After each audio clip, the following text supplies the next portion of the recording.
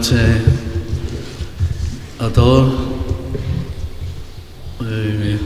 Don Fernando, concejala de Personas Mayores, hermana mayor, hermanos todos de la Junta de Gobierno y hermanos cofrades y los que no sois cofrades, pero que habéis querido estar esta noche con nosotros. Vamos a dar comienzo a este Viernes de Jesús correspondiente al mes de junio, pues creo que con un invitado de excepción, que es la tercera vez que nos visita ya aquí en esta capilla y traído por la hermandad de nuestro Padre Jesús Nazareno. Y hoy nos va a hablar de un tema pues que nos toca muy de cerca. No en vano la hermandad, pues una de sus mayores preocupaciones es trabajar por la Santa Casa y por los ancianos que en ella residen. Yo no voy a hablar muy poquito, darle las gracias a don Fernando, como repetiremos al final también, por haber querido estar con nosotros. Al tercer intento me parece este año también, porque ya se aplazó en enero, se aplazó también en octubre del año pasado.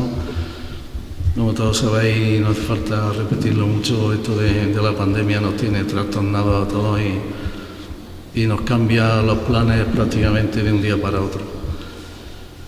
Le vamos a pedir, ya que estamos aquí, a Jesús que ponga su mano para que esto acabe lo antes posible y se acaben todas las penalidades que tanta gente está pasando, no solo de salud, sino económica, de salud mental también y demás.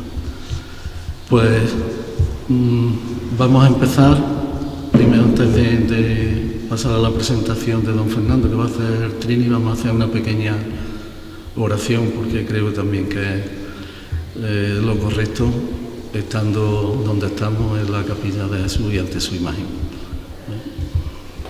Bienvenidos, hermanos, a este Viernes de Jesús Nazareno. La vocalía de cultos hace una pequeña introducción basada en las palabras del Papa Francisco, que nos invita a rezar por los ancianos, sabios transmisores de la fe. La intención de la oración del Papa es: pidamos por los ancianos, que sostenidos por las familias y las comunidades cristianas, colaboren con su sabiduría y experiencia en la transmisión de la fe y la educación de las nuevas generaciones.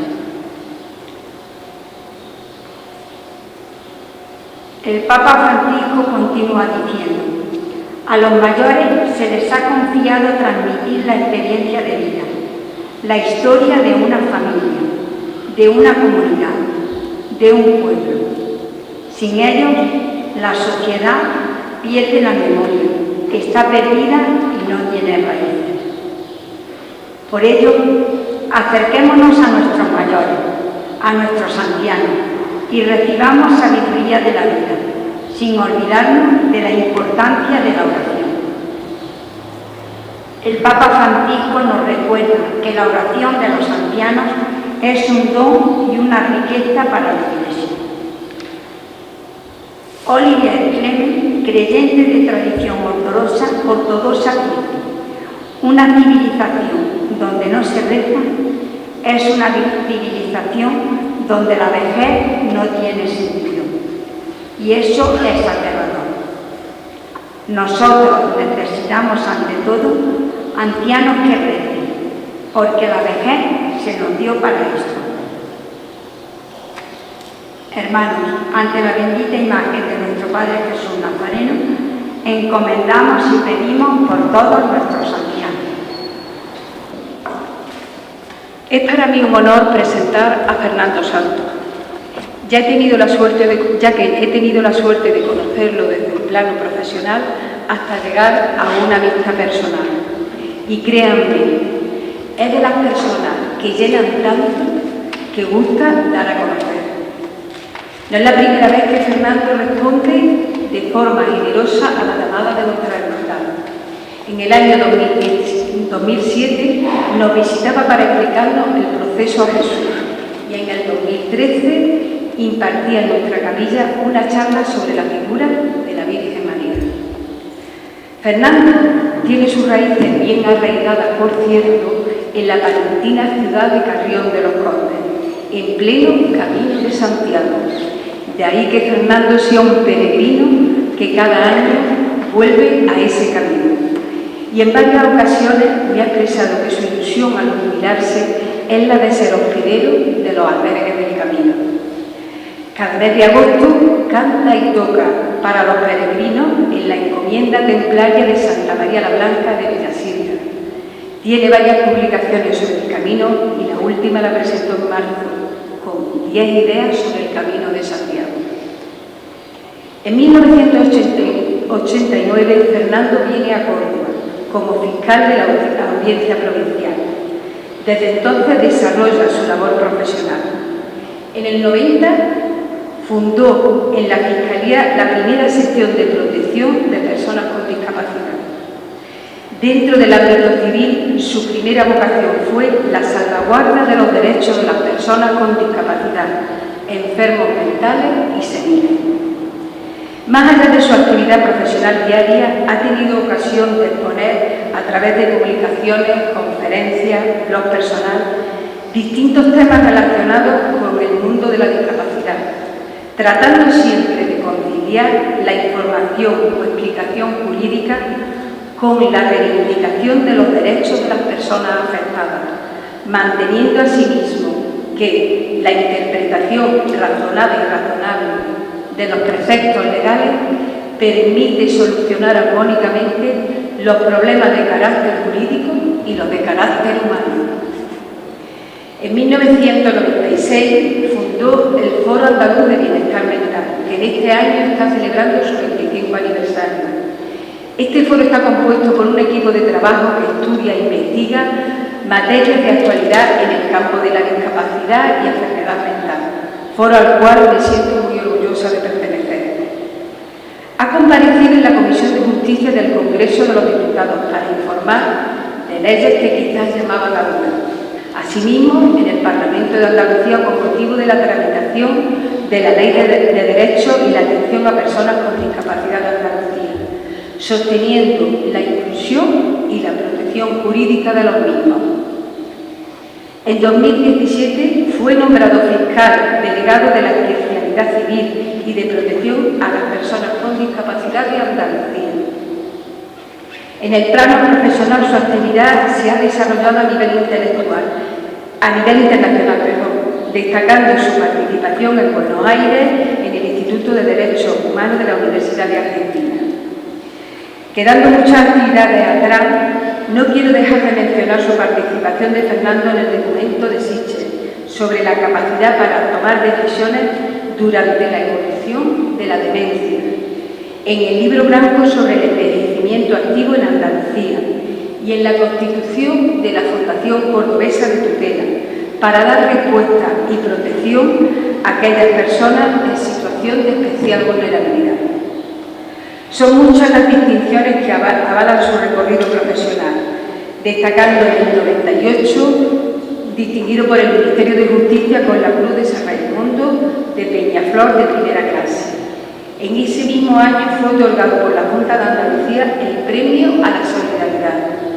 En 2009, FEACES Andalucía en la categoría de profesionales de reconocido prestigio.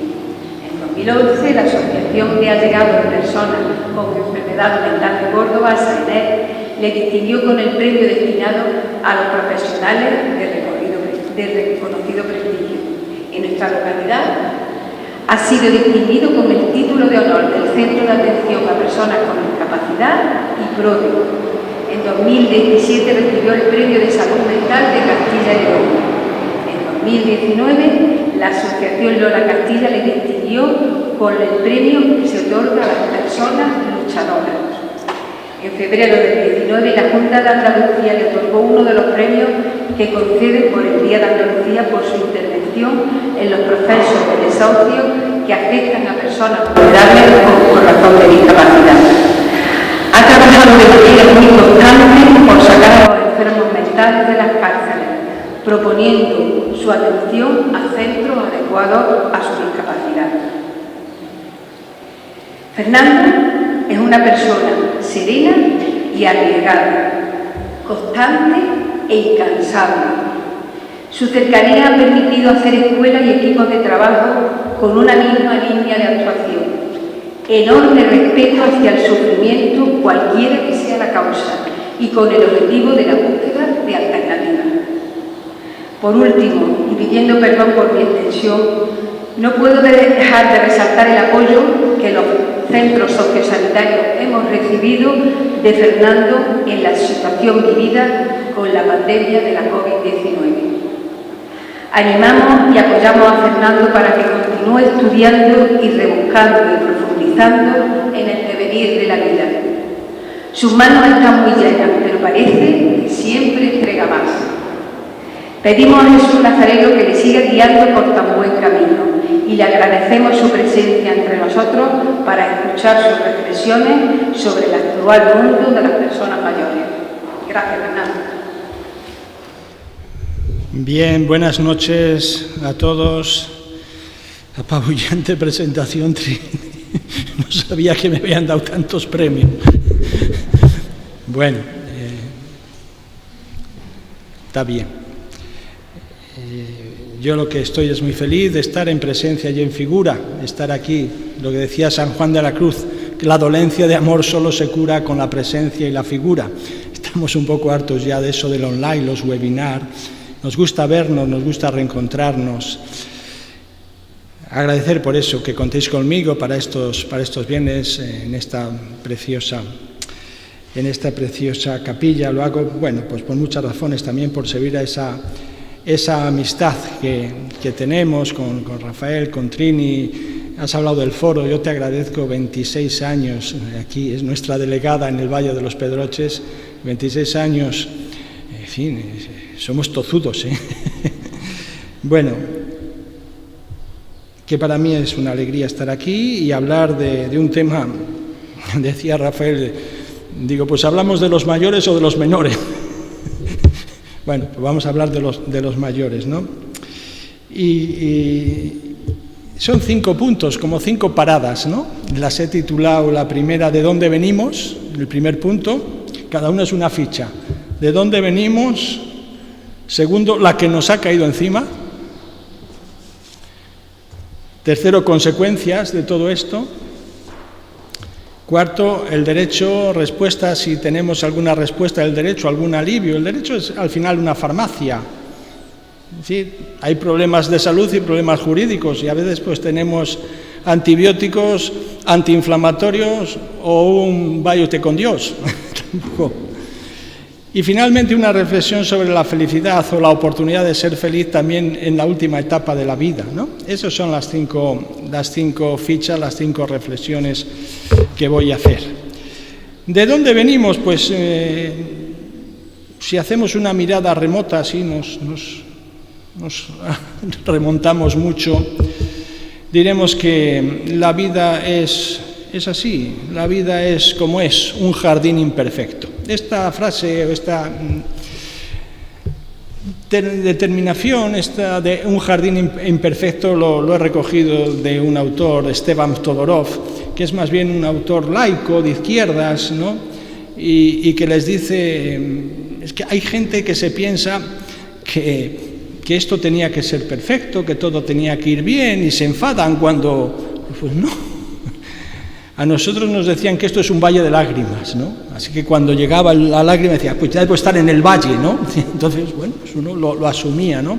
Todas las religiones serias son religiones salvadoras, son todas que te preparan para que los impactos de la vida no te maten, ¿no? Yo recuerdo mis abuelos, mis abuelas y tal, bueno, gente que podía pasarle muchas tragedias, pero al día siguiente estaban de pie, ¿no? Ahora, si piensas que todo es maravilloso y tiene que ser maravilloso, cuando no es maravilloso dices, bueno, a ver quién me arregla a mí esto, ¿no? A ver quién me arregla a mí esto. Y digo, mira, igual es que la vida es un jardín imperfecto, ¿no? Así es, ¿no? Y sí es verdad que se dice que nadie puede pretender que durante todos los días de su vida brille el sol, que es así. Lo cierto es que en la última época brilla poco, ¿eh? Cuando ya estamos en cuarto menguante. Hombre, hoy la tercera edad es luminosa, ¿eh? Entre los 65 y los 80, pero al final lo que nos han es aplazado, nos lo han aplazado. Y al final esos tonos grises van apareciendo Y esto es así, no pasa nada. Lo cierto es que en la historia la vejez siempre ha sido sinónimo de respeto, incluso de veneración. Respeto, veneración, enseñanza, es el lugar donde estaban recogidos y conservados todos los saberes para transmitirlos. Siempre la tribu, los ancianos de la tribu, lo principal era conservar para transmitir. En nuestra tribu, en nuestra tradición judío-cristiana, en el libro del Eclesiástico, se ve que ya había demencias entonces, porque dice: hijo, acoge a tu padre en su ancianidad y no le des pesares en su vida. Si llega a perder la razón, muéstrate con él indulgente y no le afrentes porque estés tú en la plenitud de tu fuerza, que la piedad con el padre no será echada en olvido. Bien, pues son normas morales que van en clave de respeto, que van en clave de veneración.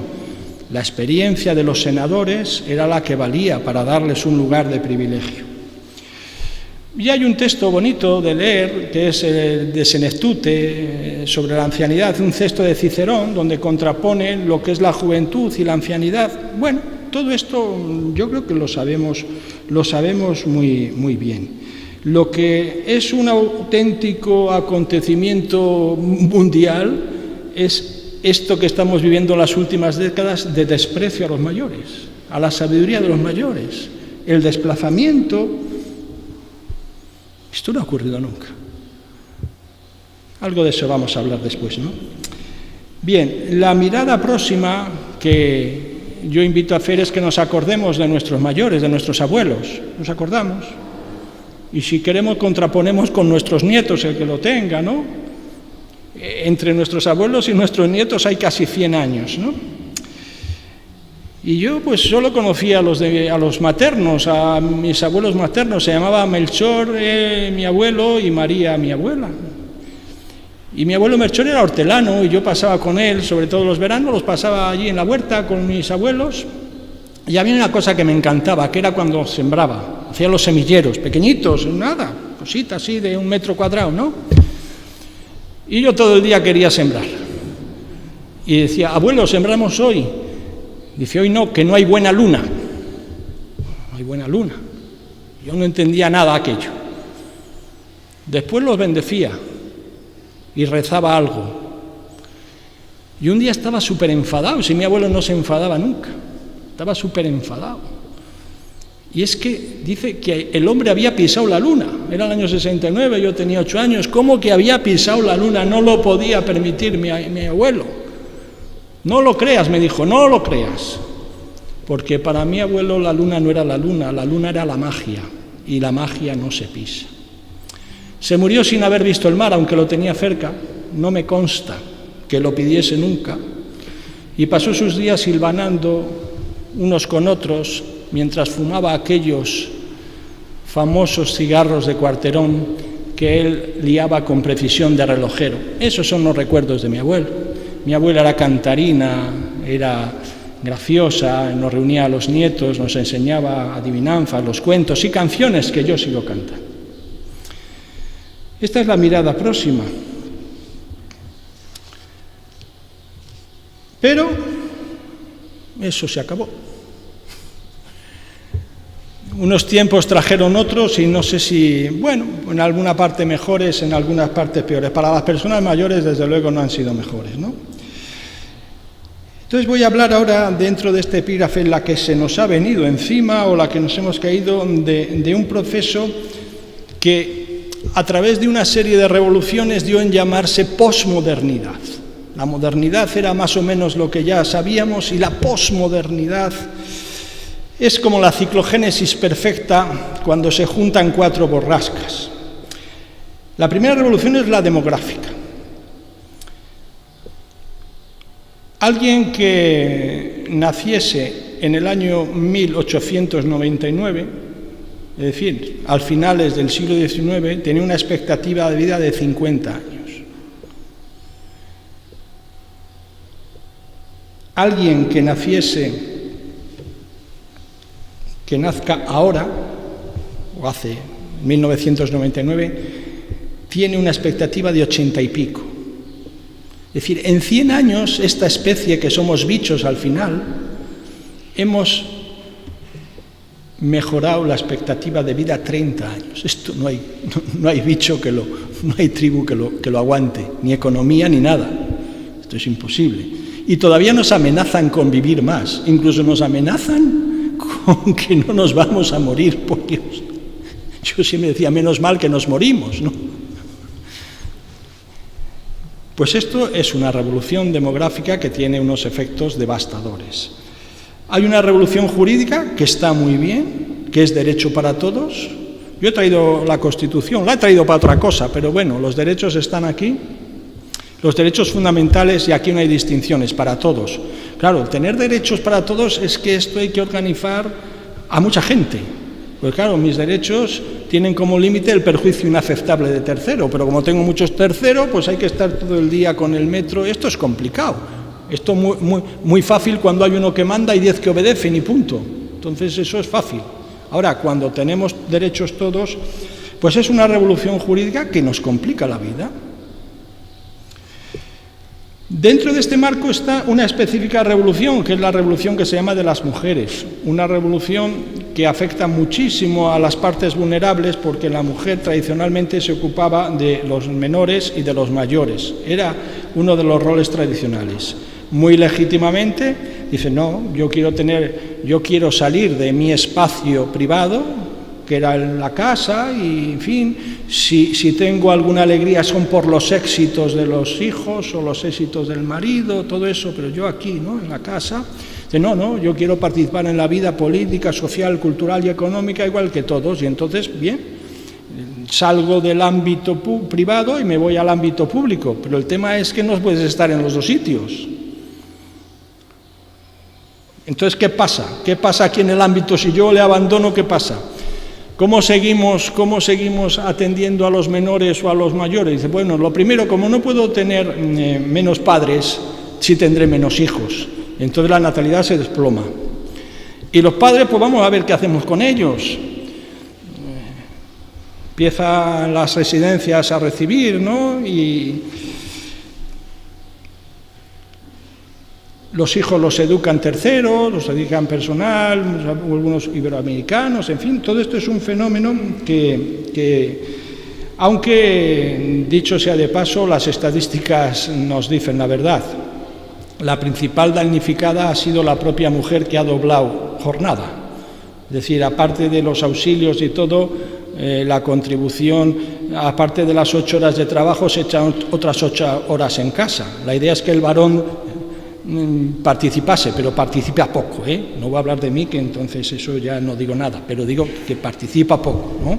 Con lo cual, todo esto son sumar tensiones, ¿no? La posmodernidad son sumar tensiones, y después está la revolución tecnológica, que ha venido muy bien para muchas cosas. Incluso hay personas mayores que pueden permanecer en el domicilio, pues porque tienen el botón de la teleasistencia, y eso hace que en un momento determinado pues pueda dar aviso, puedo estar aquí. Hombre, el poder hablar con los nietos, ahora la videoconferencia, esto es una alegría, ¿no?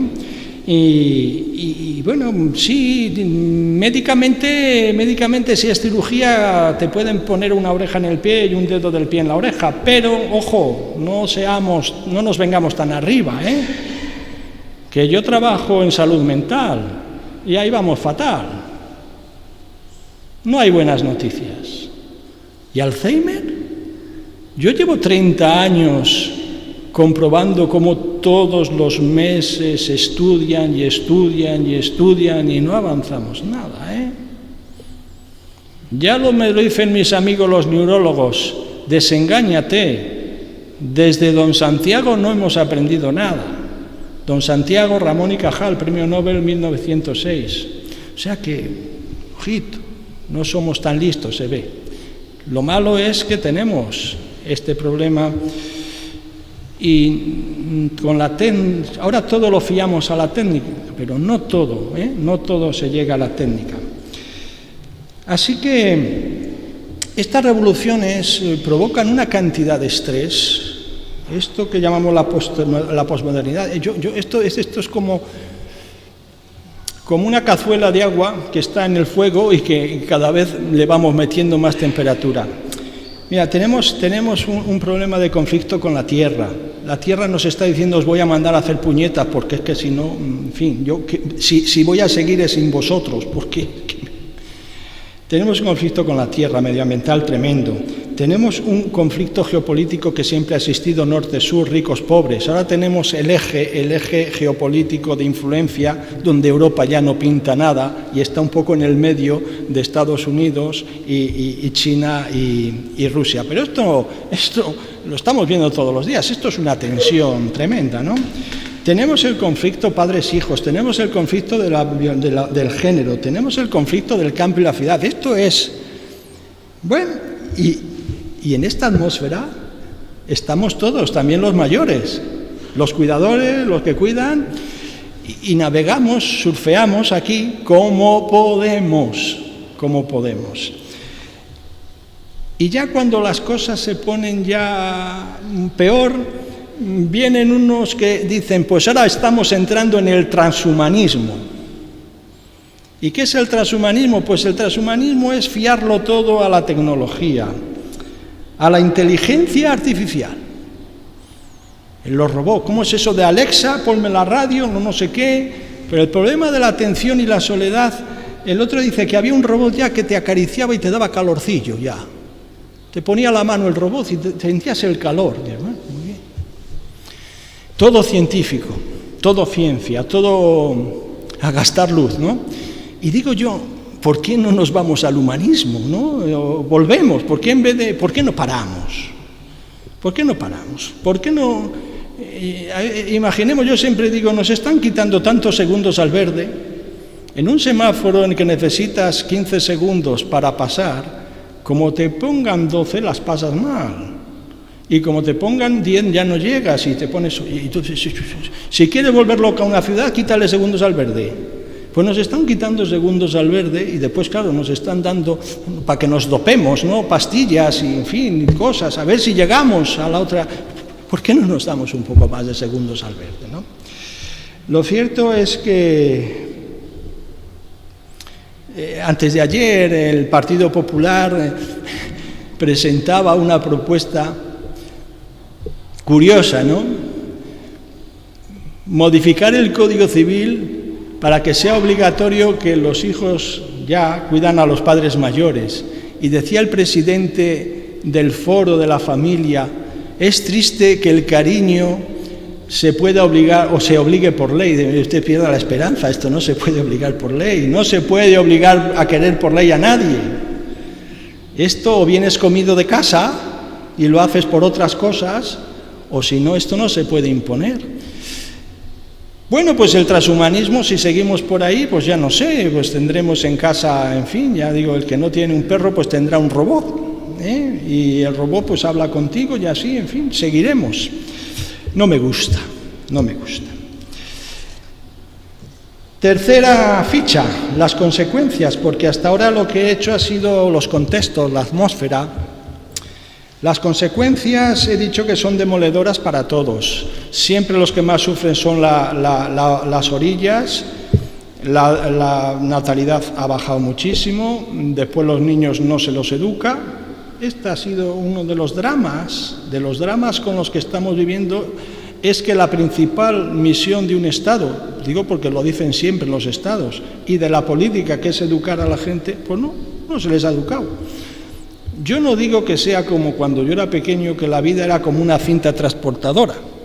Nacías, ibas a la escuela, parvulitos, hacías la primera comunión, a todos nos regalaban lo mismo casi, ibas, seguías, ibas a la mili, venías, te casabas y aquello estaba todo previsto. Bueno, ahora ya no hay caminos, ahora es cada uno lo que se le ocurra, ¿no?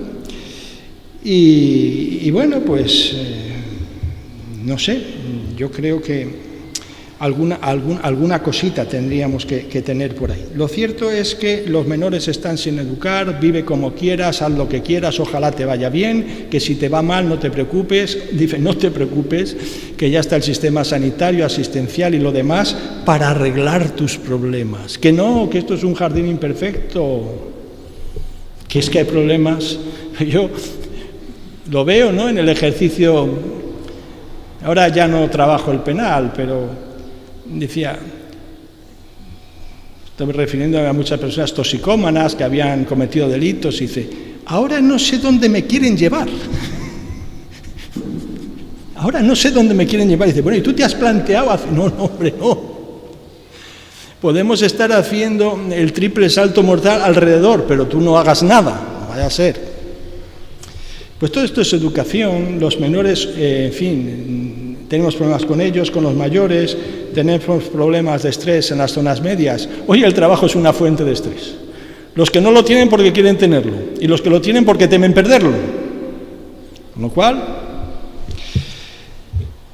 Pero voy a las personas mayores, que para eso me habéis contratado, ¿no? Porque yo al final nunca hablo de lo que tengo que hablar. No, voy a ello. Voy a ver si hablo de esto algo. El mundo de los mayores es muy plural. Hay muchos, millones, pero depende. Si atendemos a la edad, no es lo mismo tener 65 que 75, que 85, que 95. Todos son mayores, pero no tiene nada que ver. Si atendemos a esos tres criterios que dicen que dan la felicidad, es decir, la salud, el dinero y el amor, pues no es lo mismo tener una salud plena, media, que estar hecho polvo. No es lo mismo. No es lo mismo tener dinero o tener posibles o tener que no tenerlo, y no es lo mismo tener afecto o no tenerlo. Es decir, que ahora esto hacemos una coctelera y aquí te sale de todo, ¿no? Por lo tanto, sí que digo que en todas las situaciones, en todas las combinaciones, hay situaciones penosas, todas, incluso aquellas que parecían, bueno, pues si lo tiene todo, pues ahí también.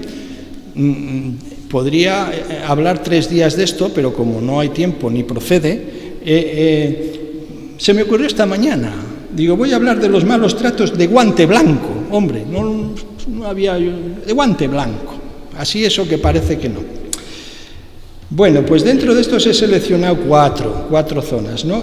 Lo que llama esta palabra nueva el edadismo. El edadismo es el desprecio a la edad.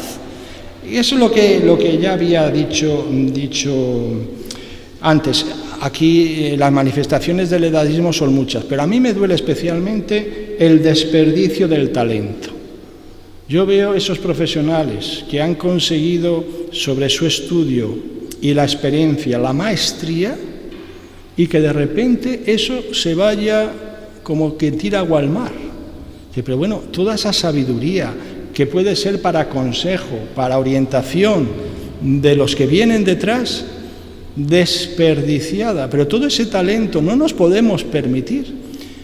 Pero claro, oh Dios, qué buen Señor, qué buen vasallo si hubiese buen Señor, si es que no quieren oírte. Esa frase de ahora nos toca a nosotros, eso de los mores maiorum, que eran las costumbres de nuestros mayores, que las dice, no, que me sobras, estrenan el mundo todos los días. El otro día sorprendí a unos haciendo 3 carabelas, la Pinta, la Niña, la Santa María. ¿Y dónde vais? A descubrir el nuevo mundo. Digo, pues está descubierto. Dice, no fastidies, no lo sabían. Porque ni preguntan ni les interesa.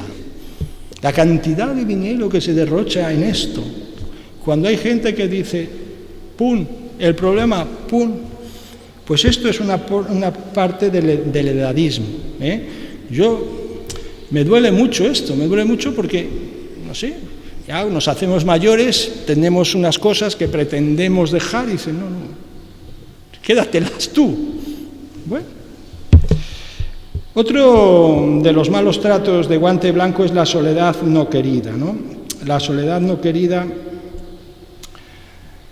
es dura. La soledad no querida, no quiero abrir, si queréis después hablamos un poco de la soledad que se ha vivido en la pandemia, sobre todo la primera fase, lo duro que ha sido eso, es tan grande, yo lo he pasado tan mal también en esos meses, pero bueno, la soledad no querida es mala cosa. También es verdad que la soledad es fruto de opciones muy individuales. Es decir, yo opto por individualismo, yo soy solo, ¿no? Yo soy solo y qué bien los 30 años, los 40, pero al final estás solo, con 70. hay gente que dice, pues mira, yo tengo 5 hijos y 7 nietos. Bueno, pues yo tengo ahí mis flotadores, ¿no? Al final, yo he sido para mí y al final, donde hay aquí un problema, voy a hablar de estos malos tratos de guante blanco en dos esclavitudes, que son un poco el anverso y el reverso de la misma moneda. Voy a hablar del fenómeno de los abuelos esclavos, los abuelos esclavos. Dice, pero hombre, vamos a ver, los abuelos esclavos, si les gusta, les encanta, bueno, que lo pregunten a ellos. Lo que pasa es que vamos siendo padres esclavos y del tirón nos metemos ya en abuelos esclavos. Entonces nuestros hijos normalmente dicen que bueno, que esto debe ser así, ¿no?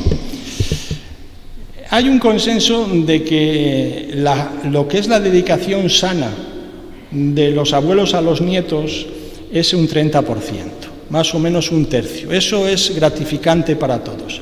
Ahora, que de 52 fines de semana te dejamos a los niños los 52 fines de semana, eso es esclavitud. Nunca se lo van a decir a los hijos, jamás. Y eso se hace medio bien cuando tienes 65, y cuando tienes 75 lo haces porque lo hiciste con el segundo, y después con 80 también porque lo hiciste con el primero y el segundo, y a sus amigos le dicen, no puedo más, no puedo más. Entonces esto hay que darle una vuelta,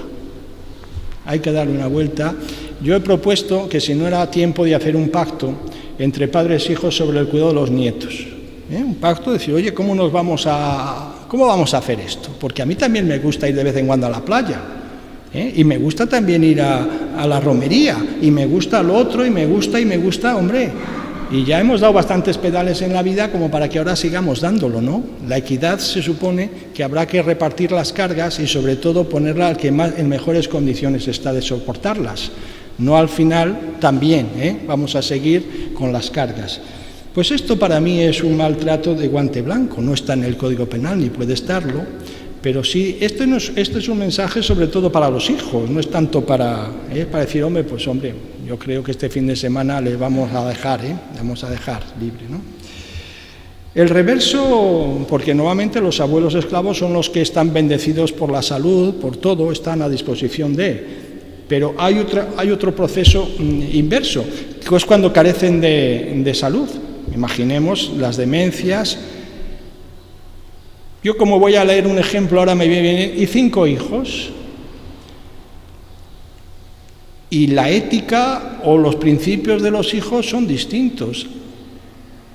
Siempre hay alguno que dice, no lo recomiendo, de ninguna manera voy a tolerar que mi padre o mi madre vayan a una residencia. Y le dice, pues adjudicado.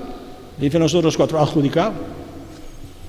Y ahora te pasas 9 años allí, sin moverte. Y llega un momento que revientas. Y dices, esto es injusto, esto no puede ser. Y este que voy a leer va y pone una denuncia.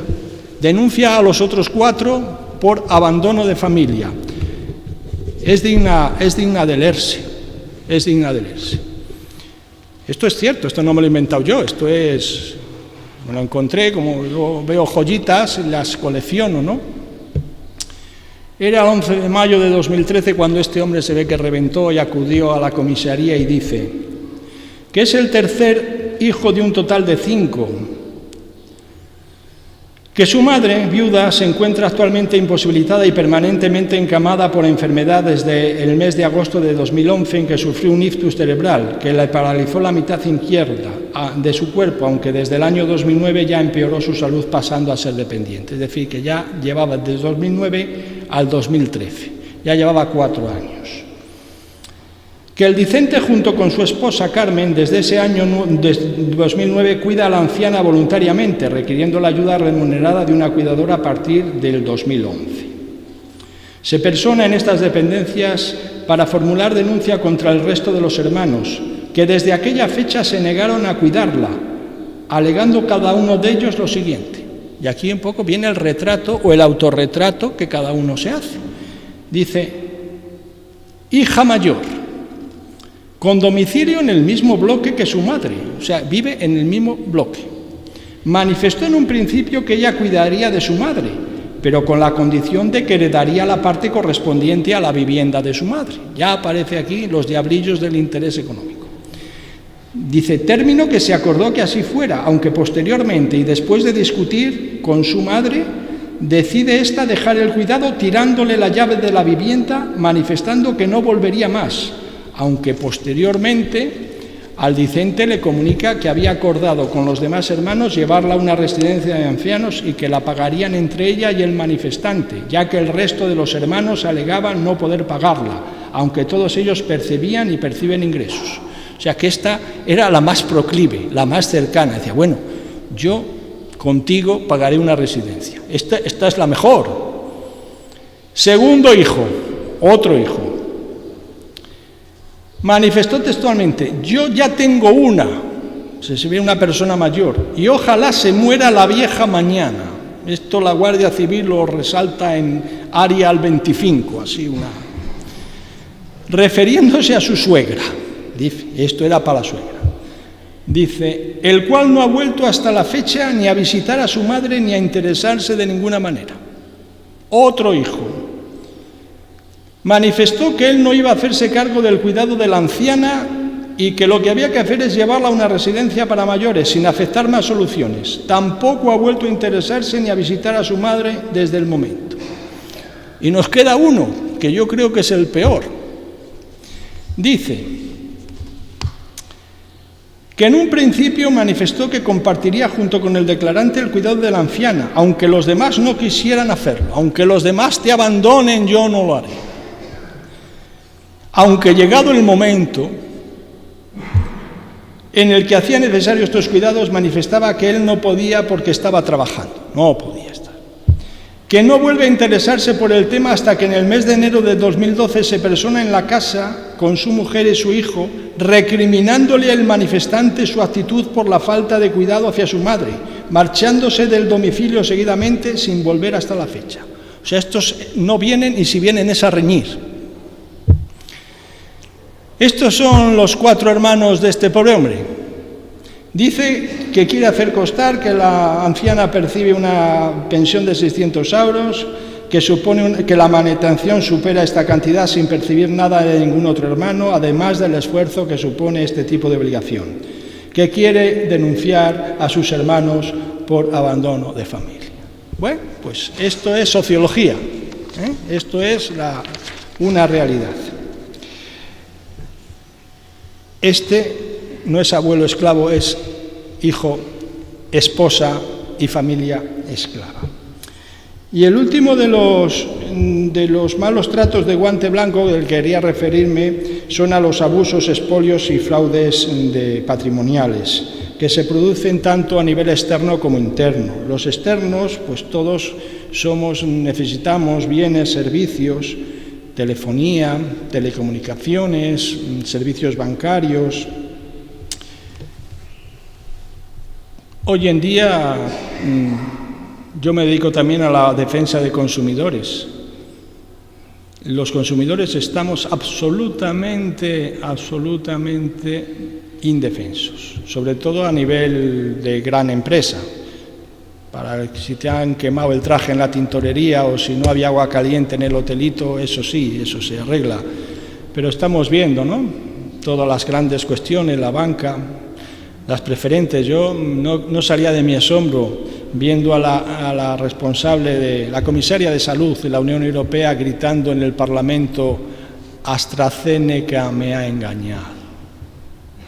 Pues si eso le ha hecho usted a la Unión Europea, imagínese de ahí para abajo, Pero no reacciona nadie. Como no reacciona nadie, pues seguimos. Yo sí que me encargué de introducir ya en el año 1999, desde entonces, la especial protección de los mayores como consumidores, y a mí particularmente sí me ha servido mucho jurídicamente. Pero a la gente parece esto no importarle, y si no le importa, pues ¿qué vamos a hacer? Lo cierto es que me tengo que acordar de las participaciones preferentes, que fue un horror, ¿no? En realidad las normas de Basilea imponían a los bancos tener activos buenos, o sea, había tener una media de un 2 y tenían que pasar al 8 para asegurar la solvencia. ¿Y qué hicieron? Dice, ¿dónde está el dinero? Dice, en los depósitos de los mayores. Todos tenían ahorros, 14.000, 20.000, 30.000, algunos más.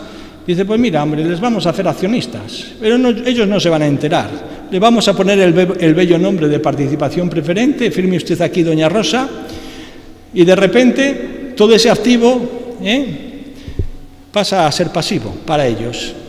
Y lo demás ya lo saben. Pues estos son malos tratos de guante blanco. Después aquello medio se arregló como se pudo, ¿no? Y después hay abusos internos dentro de la familia, de los allegados, me llegan muchos, en fin, eso de disponer de las cuentas, etcétera. ¿Y el derecho qué dice? ¿Qué dice el derecho? Hombre, yo todavía cuando estudiaba y cuando ejercí al principio, recuerdo perfectamente que todavía se ponía en las sentencias de familia aquella frase, ¿no? Dice, la familia no necesita el derecho, porque si necesita el derecho ya no hay familia, ¿no? Aquello nos valíamos. ¿Por qué? Pues porque la familia era el terreno de la moral, de la ética. El derecho, hombre, aquí vamos a hablar de derecho, qué mal gusto, ¿no? Y en este punto monto yo aquí una especie de teatrillo, de marionetas, para explicar la diferencia entre lo que es una norma moral y una norma jurídica, porque es que si no nos despistamos mucho. Y para eso me traigo el libro de los valores, que le tengo bellamente encuadernado. Aquí están los valores morales, la justicia, la fidelidad, en fin, aquí están todos, ¿no? Entonces, el que tiene estos valores, yo tengo que hacerles honor. Es una norma para mí de conducta, ¿no? Bien. Aquí traigo la Constitución. La Constitución es el texto jurídicamente de mayor rango, ¿no? Bueno, lo que está en textos jurídicos es derecho. Lo que no está en textos jurídicos no es derecho. Esto tiene importancia muchísimo, porque si a ti te incumplen una norma jurídica, es decir, si tú tienes un piso alquilado y el inquilino no te paga, ¿qué puedes hacer? Puedes ir, como tengo aquí, el teatrillo consiste en que yo ahora tiro de aquí y salen unas puñetas, Es decir, que puedes ir a los tribunales a reclamar, puedes ir a fiscalía, puedes ir, te han injuriado, te han hecho injusticia. Bueno, porque es una norma jurídica. Ahora, si es una norma moral es amar al prójimo, ser buenos, todo eso. Dice, es que mi hermano me odia. Bueno, y ahora pregunto yo, ¿sobre eso puede ir aquí? ¿Le puede ir a un juez a decirle que mi hermano me odia o no me quiere? No. Así que guardamos aquí a esto. Y la última pregunta es, ¿y entonces a quién puede acudir? ¿Eso que quiere? ¿Esa pretensión? ¿A quién? Pues hombre, hoy tenía que, de buen gusto hubiese tenido que decir,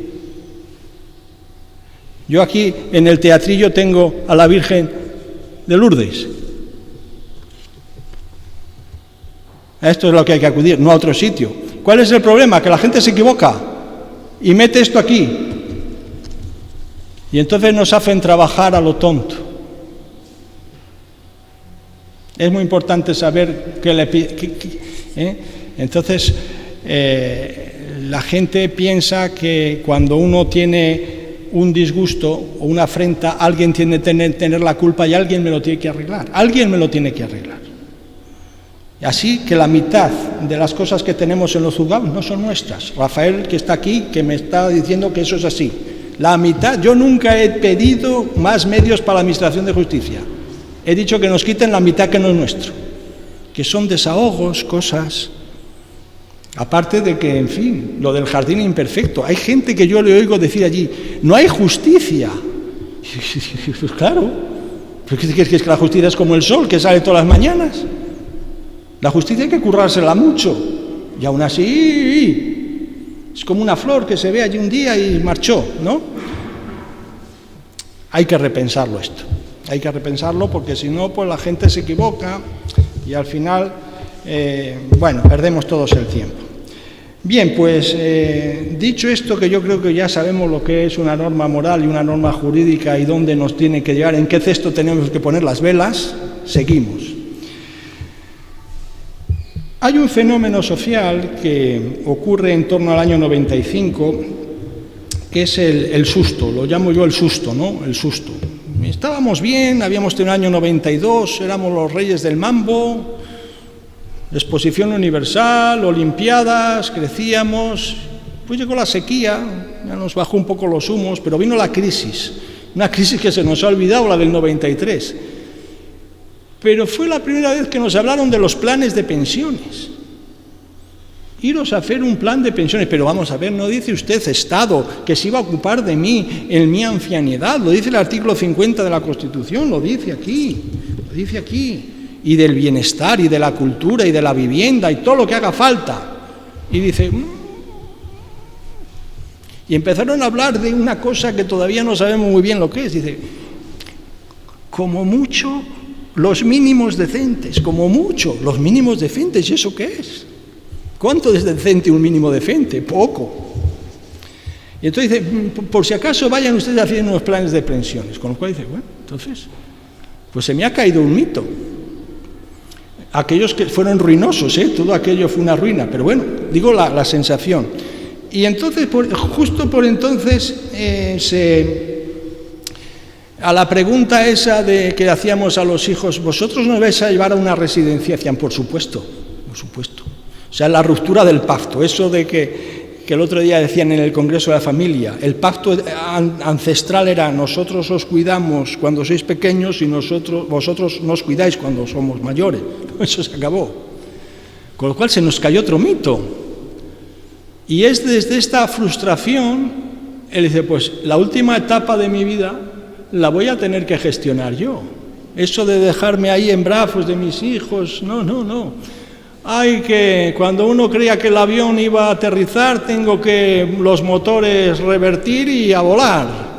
Eso se llama, lo que surge es un movimiento sociológico que tiene unas consecuencias jurídicas, se llama la autotutela, es decir, que me lo tengo yo que arreglar.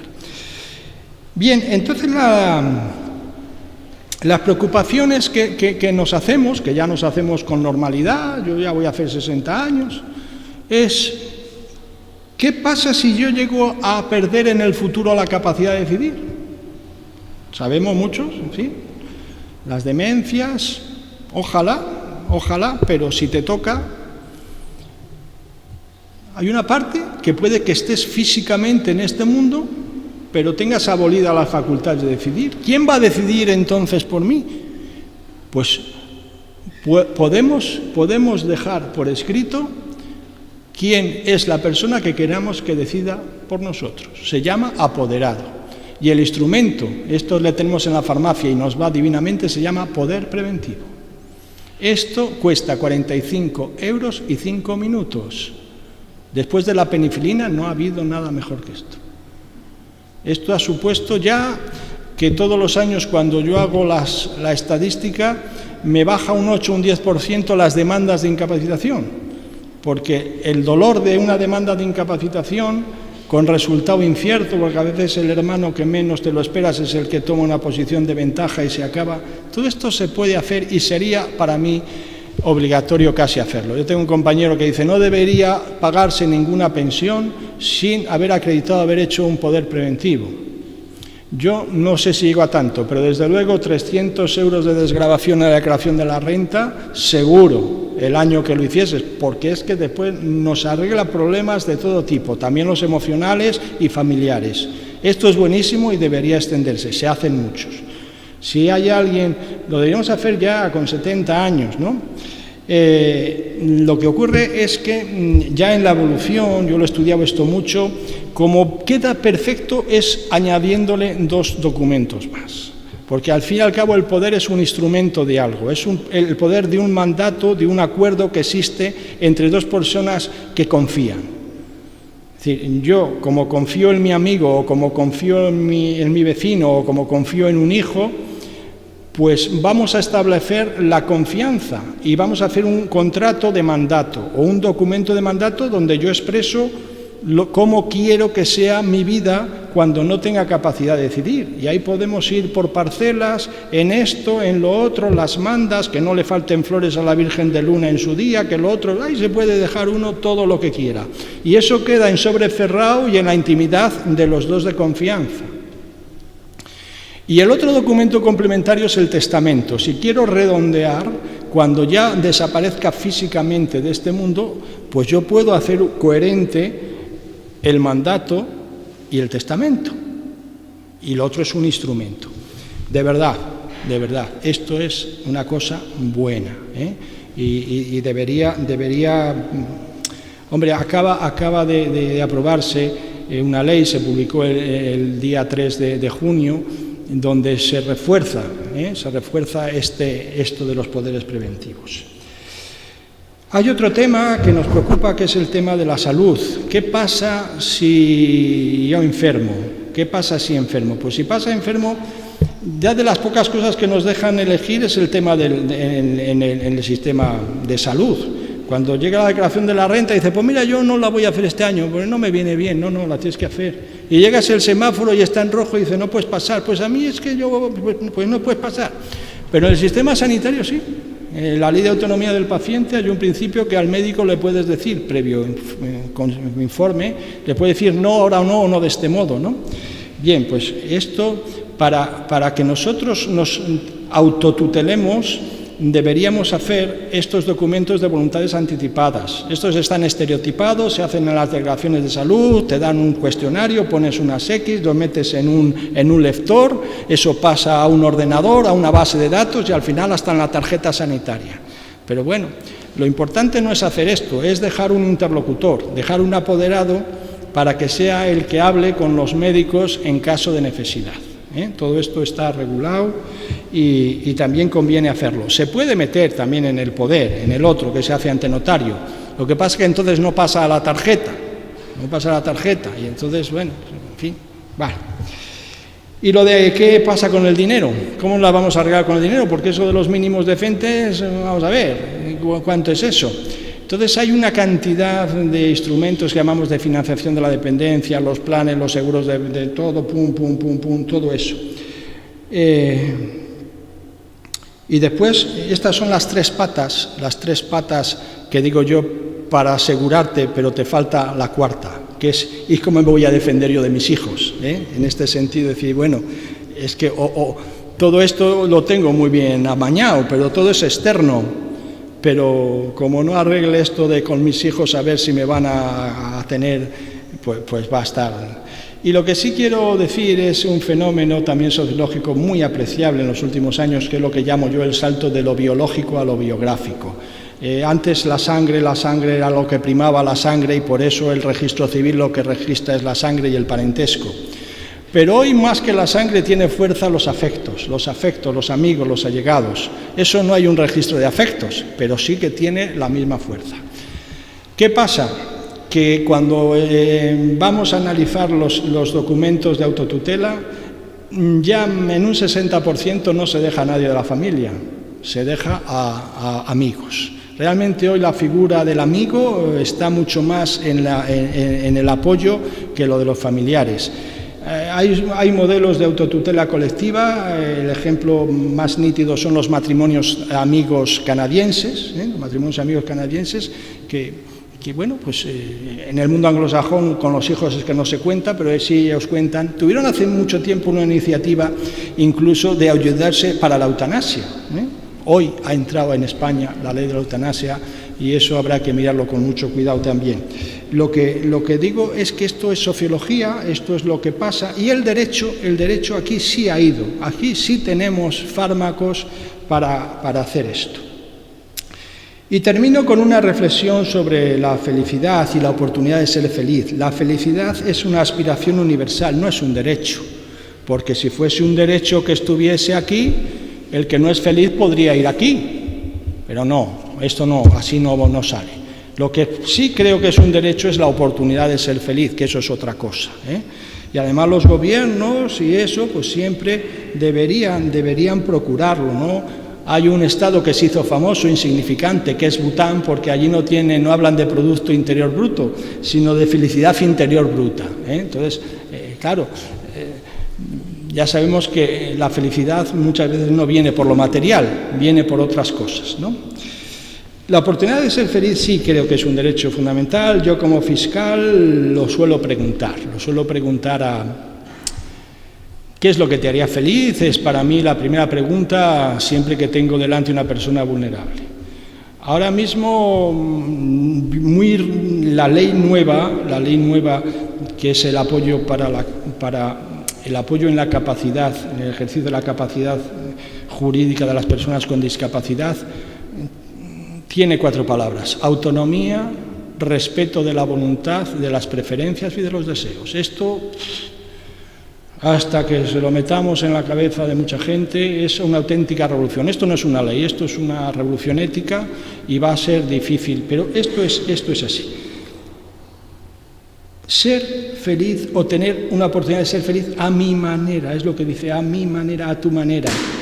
El representante ahora, el apoderado o el curador, no es alguien que decida según mis ojos y mi cabeza, sino a través de tus ojos y tu cabeza. Pero esto ha debido ser siempre así, pero es que la ley lo dice claramente, ¿no? Y lo que he descubierto hace mucho, lo descubrí nada más llegar a esto hace 30 años, es que las opciones de felicidad, esos que yo llamo los derechos fundamentales, de las personas mayores son muy pequeños, casi imperceptibles. Hay que tener sensibilidad para verlos, porque a veces si no, no se los ve. A las personas mayores no les importa mucho la libertad de cátedra, ni el de desplazarse por todo el territorio nacional, ni la huelga. No, son las menudas cosas del vivir cotidiano. Las menudas cosas, que se respeten las menudas cosas. Y voy a terminar leyendo 2 textos que dicen lo mismo. El uno es muy culto, Ortega y Gasset en las Meditaciones de los Quijotes tiene un texto que habla de esta idea, y otro que se entiende mejor, de Manuel Alcántara. Dice en el año 1914 Ortega y Gasset: desde esta oscuridad que da el estar en cuarto mengante y en los tonos grises, cuando hemos llegado a los barrios más bajos del pesimismo y no hallamos nada en el universo que nos parezca una afirmación capaz de salvarnos, se vuelven los ojos hacia las menudas cosas del vivir cotidiano. Vemos entonces que no son las grandes cosas, los grandes placeres ni las grandes ambiciones quienes nos retienen sobre el haz de la vida, sino este minuto de bienestar junto a un hogar en invierno, esta grata sensación de una copa de licor que bebemos, aquella manera de pisar el suelo cuando camina de una moza gentil que no amamos ni conocemos, tal ingeniosidad que el amigo ingenioso nos dice con su buena voz de costumbre. Hay aquí un secreto de las bases de vitalidad que por decencia debe el hombre contemporáneo meditar y comprender. Y ahora viene lo mismo, pero más cercano. Manuel Alcántara, un poema que dice: le gustaban pocas cosas. Le gustaban pocas cosas, el alcohol y las ventanas, el mar desde una colina, el mar dentro de la playa, el olor de los jazmines, los libros de madrugada, el sol, el pan de los pueblos, Quevedo, recordar África, las noches y los amigos, el verano y tus pestañas. Buenas noches, muchas gracias por su atención.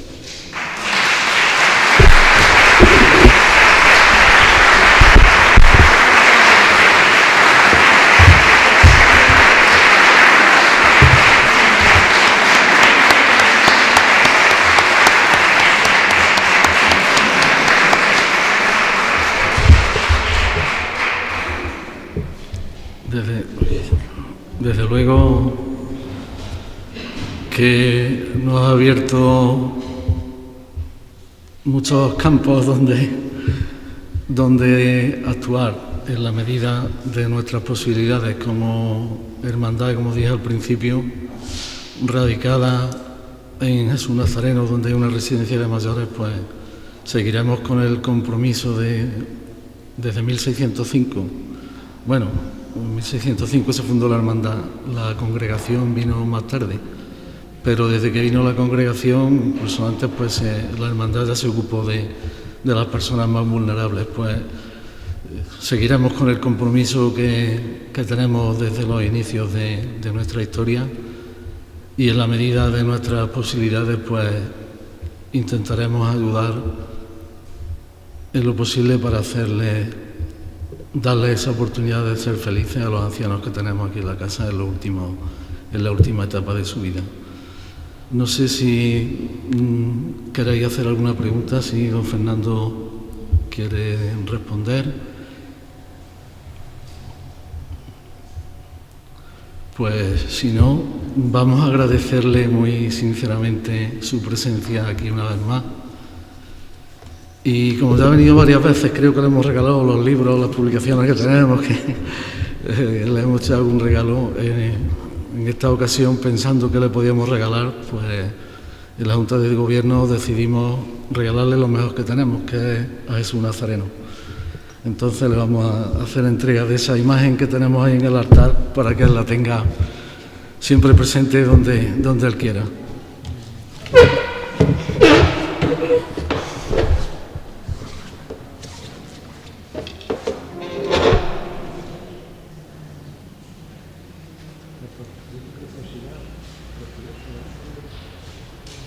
Precioso.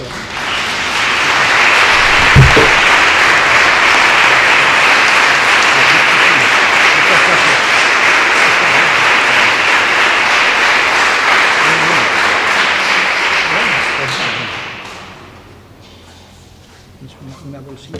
Sí, ahora está ahí la cajita. Pues nada más, muchísimas gracias de nuevo a todos por acompañarnos, gracias a los medios de comunicación que han estado también aquí presentes y que nos van a permitir pues poder oír esta misma charla las veces que queramos, porque seguro que va a estar en YouTube y en grabaciones, y en la página web de la hermandad pues la colgaremos también completa, y para las personas que no han podido venir o que no han podido entrar pues por el tema del aforo, también van a tener la oportunidad de verla. Y muchísimas gracias a don Fernando una vez más por su generosidad siempre con la hermandad y por compartir esta noche con nosotros. Pues buenas noches.